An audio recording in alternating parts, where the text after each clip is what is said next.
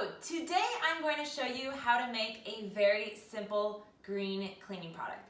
Green cleaning products are great because they're safer for your family, your pets, and the environment. And they're so easy and cheap to do with a lot of ingredients that you'll find in your home. For the product today, we are going to be making a creamy soft scrub. We will use 1 cup of baking soda, a 1/4 cup of liquid castile soap, which would be equivalent to Dr. Bronner's, and then 1 tablespoon of hydrogen peroxide. Pour it into a bowl. You will mix it up really well and then store it in a 16-ounce size container. In the end, you'll have this amazing soft scrub that you can use in your bathroom, on the counters, in a sink, and it also is wonderful for mildew.